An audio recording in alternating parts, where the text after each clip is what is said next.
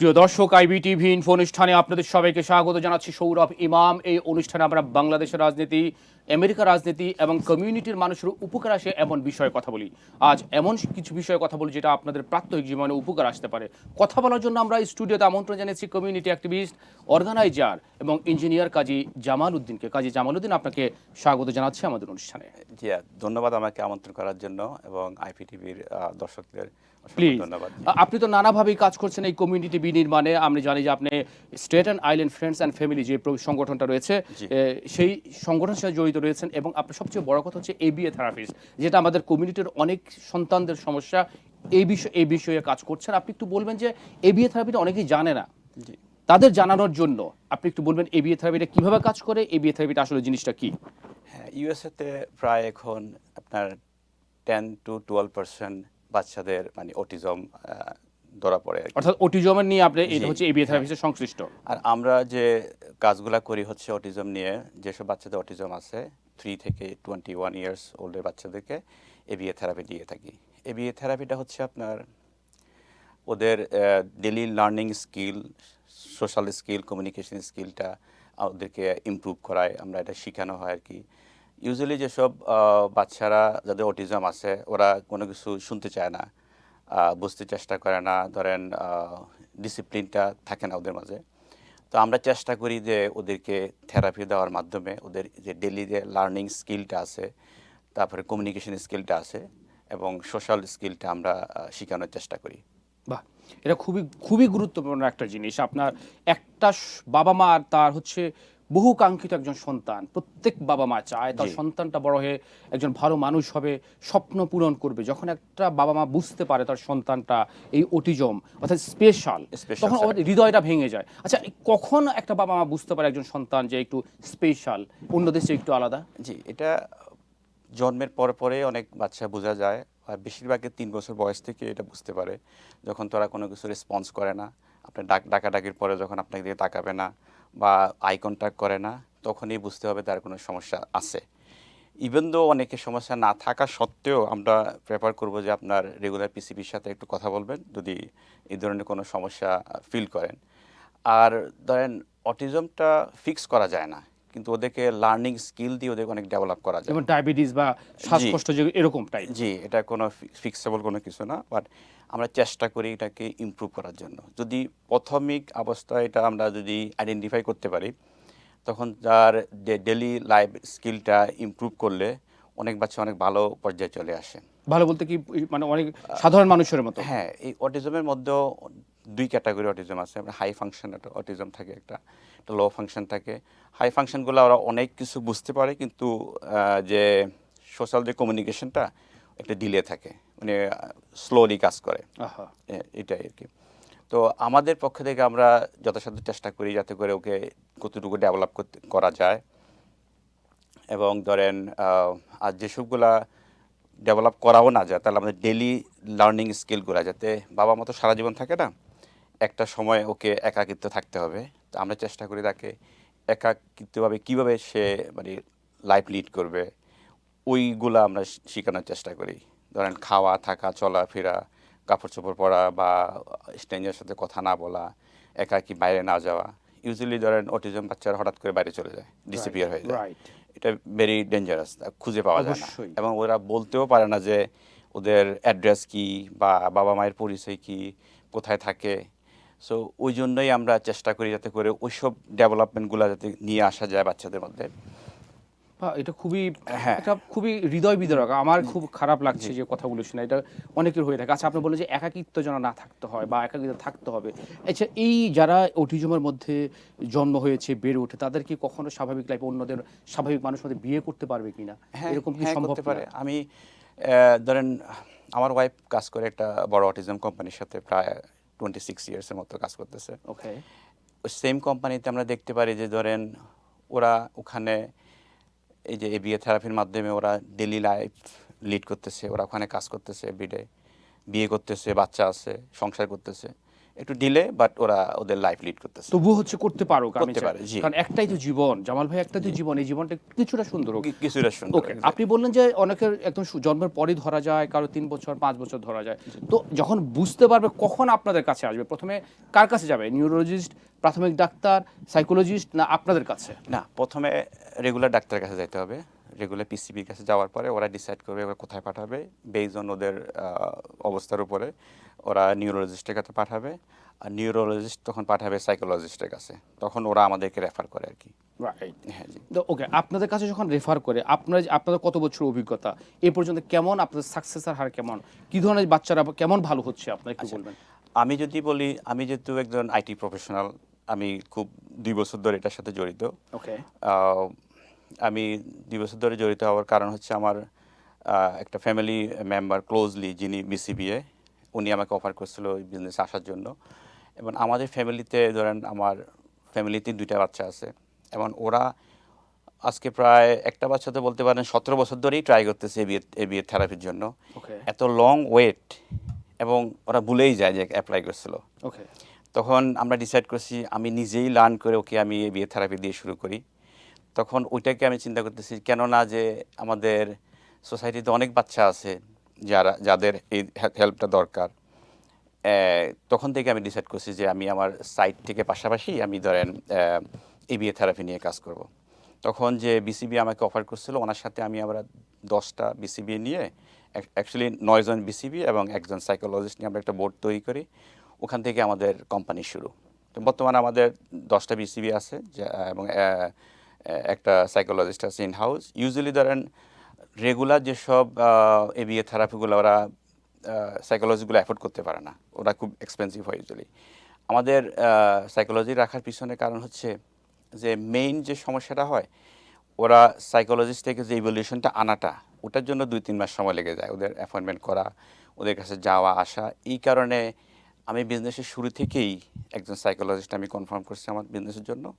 দেন আমি আবার 10 জন BCB higher করছি ওটা আমাদের কার্যক্রমের জন্য, যাতে করে শুরু করার পরে আমি চাই না যে কোনো কারণে যে আমাদের প্রতিবন্ধকতা সমস্যা হোক। এখন ধরেন যে কোনো বাচ্চা আমাদের কাছে আসার পরে আমরা ইউজুয়ালি 1 to 2 উইক্সের মধ্যে আমরা সার্ভিস শুরু করতে পারি। আর ধরেন এটা যদি আমি এখন থেকে 4-5 বছর আগে চিন্তা করে থাকি, ইম্পসিবল ছিল। এবং আমি আমার নিজের বোনের ছেলে আজকে 17 বছর বয়স, ওর ও এখন পর্যন্ত এবিএ থেরাপি পায়নি। এখন আপনারা দিচ্ছেন? আমরা দিচ্ছি, হ্যাঁ। আমি শুরু করছি ওই প্রথমে। ওকে, আপনারা 2 বছর হলো কাজটা শুরু করেছেন।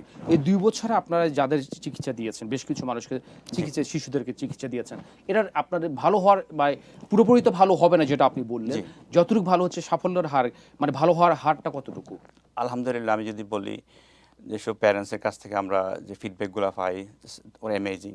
এমনও কিছুদিন আগে একটা প্যারেন্টস আমাকে কল করেছিল যে কোনো কারণে ওদের ইন্স্যুরেন্সের সমস্যা। আমি বলছি, ভাই আমার তো ইন্স্যুরেন্সের সমস্যার কারণে আমি মনে হয় সার্ভিস কন্টিনিউ করতে পারবো না, এখন কি করব? আমি বলছি, এটা ইন্স্যুরেন্সের সমস্যা আপনি জানেন, আর আমারই বলছেন আমি জানি, আর কারোকে বলার দরকার নেই। আমরা আপনার বাচ্চার সার্ভিস কখনো ডিসকন্টিনিউ করবো না। বাহ, ওকে, খুবই একটা ভালো একটা উদ্যোগ। আচ্ছা, আপনি যে বললেন যে আপনি প্রকৌশলী হিসেবে কাজ করছেন, প্রকৌশলীর ওই পেশাটা রেখে ওটাও করছেন আপনি, প্লাস এই এবিএ থেরাপিস্ট হিসেবে আসছেন কমিউনিটির মানুষকে সেবা দেওয়ার জন্য। আসলে উদ্দেশ্যটা কি আপনার? আমি আজকে ধরেন প্রায় 26 ইয়ার্স ধরে আইটি প্রফেশনাল আছি, একজন সিটিও হিসাবে, চিফ টেকনোলজি অফিসার হিসাবে। আমার প্রায় ধরেন শখানিক লোক আমার আন্ডারে কাজ করে। আমার নিজস্ব টিমের মধ্যেই আছে আপনার 26 জন। ওকে। সো ওটার পাশাপাশি যে আমি যে একটা অনুভূতি আর কি, যে আমি এটা ফিল করতে পারি যে যেসব ফ্যামিলিতে অটিজম বাচ্চা আছে, ওদের যে একটা অনুভূতি, যে ওদের যে একটা কষ্টের অনুভূতি, হৃদয় ভাঙার অনুভূতি, আমি আমার ভালো লাইফ লিড করতে পারতেছি, কিন্তু ওরা পারতেছে না। আমি এমন একটা জিনিসটা ফিলিং আছে, স্পেশালি এটা আমি নিজে ফিল করতে পারি এই জন্য যে আমাদের ফ্যামিলিতে বাচ্চা আছে, এবং আমি দেখতে পারি, এটা আমি ফিল করতে পারি। এবং আমি জানি না অন্যদের কথা, কিন্তু আমি নিজে ফিল করার ওটার থেকে আমার উদ্বুদ্ধ, কেন না আমরা ওদেরকে একটু হেল্প করি। বাহ, অর্থাৎ আমি বলতে পারি যে একটি মানবিক মানুষ হিসেবে কমিউনিটির মানুষকে সেবা দেওয়ার জন্য আপনি এসেছেন। আপনাকে অনেক অনেক ধন্যবাদ। চমৎকার একটা উদ্যোগ নিয়েছেন। আমার বিশ্বাস যে কমিউনিটির মানুষে এরকম আপনার মতো কাজী জামালউদ্দিন আপনি যে কাজটা করেছেন, অন্যরা যদি আমার মানবিক কাজ হতো আমাদের সমাজটা অনেক সুন্দর হতো। আপনাকে আবারও স্যালুট আমি আপনি এই চমৎকার কাজ করার জন্য। আচ্ছা, অনেকেই আমি মনে করি যে কমিউনিটির অনেকে আছে যাদের এই স্পেশাল সন্তান হওয়ার পরেও তারা হচ্ছে কি এটাকে ডিসক্লোজ করতে চায় না সামাজিক ভয়ে, যে আমার ছেলেকে মানুষ অটিজমের ছেলে বলবে, স্পেশাল চাইল্ড বলবে। তাদের জন্য কোনো পরামর্শ আছে কিনা আপনার?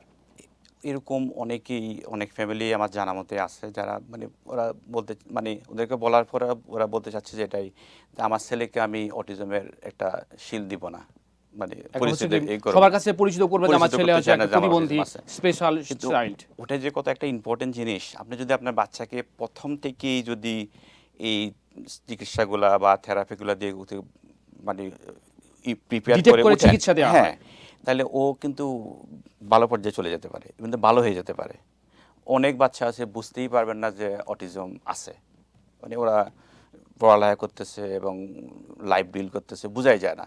কিন্তু আপনি যখন বাচ্চা থাকাকালীন সময় যদি ওটাকে আপনি ইগনোর করেন, দেন এটা একটা পরবর্তীতে future-এ সমস্যা হতে পারে। বিশেষ অনেক সমস্যা হয়। Okay. হয় মানে আমার চোখের সামনে স্বাভাবিকভাবে অনেক হয়েছে। জি, হতেই হবে। হতেই ওকে, আপনি যেটা বললেন যে লেখাপড়াও করছে, বিয়েও করতে পারতেছে, এটা কি আসলে চিকিৎসার কারণে নাকি এমনি ন্যাচারালি তারা করতে পারতেছে? দেখেন, এটা ন্যাচারালি করতে পারতেছে। যখন একটা থেরাপি দিয়ে ওদেরকে একটা ইমপ্রুভ করাবেন, দেন এটা একটা ইজি হয়ে যায় ওদের জন্য লাইফ লিড করা। রাইট, জি। অবশ্যই। আচ্ছা, বাংলাদেশি কমিউনিটির অনেকেও হয়তো জানে না আপনার সম্পর্কে। যদি কারো এমন আমি চাই না, আমি সৃষ্টিকর্তার কাছে প্রার্থনা করি কারো সন্তান যাতে না যেন হয়। এমন কঠিন পরিস্থিতি অবশ্যই। না পড়ে। এরপরেও যদি কারো এমন হয়ে যায় কঠিন পরিস্থিতির মাধ্যমে, সেক্ষেত্রে আপনার সাথে কিভাবে যোগাযোগ করতে পারে? আমাদের ওয়েবসাইটে যেতে পারে riseandshineaba.com, অথবা আমাদেরকে কল করতে পারে 9294609600। আমাদের অবশ্যই। আমাদের কল সেন্টার আমাদের বিভিন্ন ল্যাঙ্গুয়েজের মধ্যে আছে, হিন্দি, বাংলা, স্প্যানিশ, অ্যারাবিক। আমাদের প্রতিটা ভাষার উপরে আমাদের বিসিবিএ কাজ করে, জি। এবং প্রতিটা ভাষার উপর আমাদের আরবিটি কাজ করে। সো এনি ধরেন কমিউনিটি, আমরা শুধু যে বাংলাদেশি কমিউনিটি না, আমাদের বাংলাদেশি কমিউনিটির জন্য আলাদা কল সেন্টার আছে। সেম থিং আমাদের অ্যারাবিক, স্প্যানিশ এবং ইংলিশ এবং ইন্ডিয়া এবং পাকিস্তানের জন্য আলাদা কল সেন্টার এবং বিসিবি আছে। ওকে, একটা অন্য প্রসঙ্গ করি। সেটা হচ্ছে যে এটা আমরা ছোটবেলায় শুনেছি যাদের এটা, যে এটা আমি যদিও বিশ্বাস করি না, বাট তবু হচ্ছে যে সৃষ্টিকর্তা হয়তো কারো অভিশাপের কারণে এরকম সন্তান হয়। এটা আসলে কি ধরনের হয় একটু বলতে পারবেন? আপনি ধারণা দিতে পারবেন এইসব কেন এই ধরনের সন্তান হয়? আসলে এটা হচ্ছে মনে হয় এটা সৃষ্টিকর্তা যদি আপনার কারো প্রতি খুব খুব মেহেরবান হয়, ওদেরকে ওই বাচ্চাটা দেয়। এটা হচ্ছে একটা জান্নাতি বাচ্চা, আহা। যেটা আমরা বলি।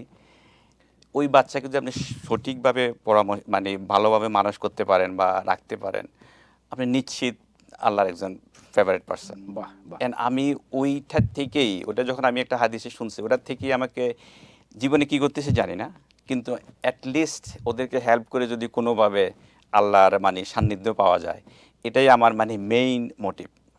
যে জন্য আপনি এই পেশায় এসেছেন, জি, এই বিয়ে থেরাপি। জি, exactly. অ্যাকচুয়ালি আমি মিডিয়াতে এতদিন কাজ করি, এই সম্পর্কে আমারও খুব ধারণা কম ছিল, বাট আমি নিজে জানার জন্য আজকে আমন্ত্রণ জানিয়েছি। প্লাস হচ্ছে যারা জানে না, অনেকে ঠিকানা জানে না, তাদের ইনফর্ম করার জন্য, কমিউনিটি একটা সেবার জন্য আজকে আমন্ত্রণ জানিয়েছি।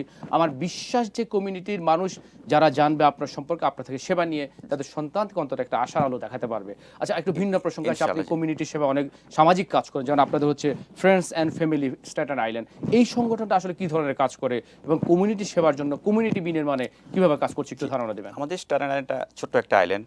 আমি এখানে প্রায় আজকে 26 বছর ধরে থাকি। বাহ, খুবই সুন্দর একটা এবং island। বাঙালি ফ্যামিলিতে ওদেরকে মানে আইল্যান্ডে কেউ বাঙালি থাকে ওরা মানে আগে জানতোই না। ওকে। তো রিসেন্টলি আমাদের অনেকগুলো বাঙালি মুভ হয়েছে, হওয়ার পরে এবং যে আমাদের নুর আলম ভাই আছে, তারপরে আমাদের রিফন ভাই আছে, জামিল ভাই, কাসার ভাই আছে, সবাই মিলে আমরা একটা সংগঠন করি, Friends and friends and Family। Family. জি, ওখানে আমাদের এই গত বছর আমাদের একটা পিকনিক হয়। পিকনিক হওয়াতে অনেক প্রায় 200-250 লোক ওখানে জয়েন করে। এরপরের থেকে আমরা চিন্তা করলাম যে কেননা আমরা বাংলাদেশ একটা কমিউনিটি এখানে গড়ে তুলি। এখন বর্তমানে অনেকগুলা মসজিদ হয়েছে, প্রায় 15 থেকে 16টা মসজিদ আছে। স্ট্যাটেন আইল্যান্ডে 15টা মসজিদ, জি। বিশাল ব্যাপার। এবার আমরা একটা আমাদের কাজী ভাইয়ের তত্ত্বাবধানে মনে হয় একটা বড় একটা মসজিদের কাজ শুরু করতে যাচ্ছি। Okay. এটা মনে হয় আইল্যান্ডের সবচেয়ে বড় মসজিদ হবে আমাদের বাংলাদেশ কমিউনিটির মধ্যে। সো যে আমরা চাচ্ছি যে বাংলাদেশি সব বাঙালি যারা আমরা এখানে থাকি একাত্রে যে একটা কমিউনিটি গড়ে তুলি, যে সুখে দুঃখে সবসময় যে আমরা যাতে বাংলাদেশের মতো যাতে চলাফেরা করতে পারি, অর্থাৎ ফ্রেন্ডশিপ এন্ড ব্রাদারহুডকে স্ট্রং করার জন্য। কারেক্ট, জি, হ্যাঁ, আমরা ওটাই, এটা আমাদের আশা আর কি। এবং রিসেন্টলি আমরা একটা প্রজেক্ট হাতে নিয়েছি যে যেটা ওই যে সিমেন্ট্রির জন্য, কবরস্থানের জন্য, যেটা যেটা প্রত্যেক মানুষেরই লাগবে, এটা হচ্ছে আমাদের শেষ ঠিকানা। যদিও আমরা ডেস্টিনেশন, আমরা এই পৃথিবীতে যাই কিছু করি না কারণ আমাদের সবাইকে এই শেষ ডেস্টিনে যাইতে হবে। রাইট, এটা একটা ভালো উদ্যোগ। হ্যাঁ, প্লিজ এটা সম্পর্কে একটু বলবেন। আমরা ধরেন নিজের ঘর সাজানো নিয়ে ব্যস্ত, ভালো বাড়ি গাড়ি সব হবে, কিন্তু যেটার লাস্ট ডেস্টিনেশন, আমি চাবো না যে অন্য কোনো ধর্মীর পাশে আমাকে সমাহিত করা হোক, তাই না? এই জন্য আমরা একটা চেষ্টা করতেছি যে ওখানে যে একটা বড় একটা কবরস্থান আমরা নেব, যেটা শুধুমাত্র বাঙালি কমিউনিটির জন্যই। শুধু না, আমরা মনে হয় নিউ জার্সিতে, স্ট্যাটেন আইল্যান্ডে অত বড় জায়গা নেই, নিউ জার্সিতে আমরা চেষ্টা করতেছি। এবং তাতে করে শুধু যে যারা ওখানে অংশীদার হবে তাদেরও না, যারা অংশীদার পারবে না ওদেরও জন্য স্থান আমরা রাখার চেষ্টা করতেছি। বাহ বাহ বাহ, হ্যাঁ, এটার জন্য স্পেশাল থ্যাঙ্ক। আমি আপনার সাথে আজকে কথা বলে খুব মুগ্ধ হয়ে গেলাম। আপনার সামাজিক কাজ, আপনার যে একজন ইঞ্জিনিয়ার হয়ে দীর্ঘদিন আপনি আইটি প্রফেশনাল হিসেবে কাজ করেও এই যে বিয়ে থেরাপিস্ট এবং এই যে সোশ্যাল কাজগুলো করছেন, এটা আমাদের আসলে এই যেটা বললেন যে আমাদের থাকবে, কিন্তু এটাই, এই ভালো কাজগুলো থেকে যাবে। এই পৃথিবীতে আমরা কেউ চিরদিন থাকবো না, কিন্তু দিন শেষে আমাদের ভালো কাজগুলো থাকবে। এবং পৃথিবীতে আসছি একবারের জন্য একটা দাগ রেখে যেতে চাই, যে দাগটা দেখে পরবর্তী প্রজন্ম, নেক্সট জেনারেশন অনুপ্রাণিত। অনেক ধন্যবাদ আপনাকে, আপনি খুব ভালো কাজ করছেন। আমাদের এই কমিউনিটি মানুষ আমরা চাইবো আপনাদের মতো কাজী জামালউদ্দিন, আপনি ইঞ্জিনিয়ার কাজী জামালউদ্দিন, আপনাদের মতো আরও নেক্সট জেনারেশন আমার আসুক যেমন ভালো কাজ করে। আচ্ছা, আমরা শেষ করবো, আপনি আমাদের সময় দিয়েছেন, শেষ করার আগে আপনার এই বিয়ে থেরাপি নিয়ে এবং কমিউনিটি যে কাজগুলো করছেন, সামাজিক কাজগুলো করছেন, এগুলো নিয়ে কিছু আমাদের দর্শকদের উদ্দেশ্যে বলতে চান কিনা?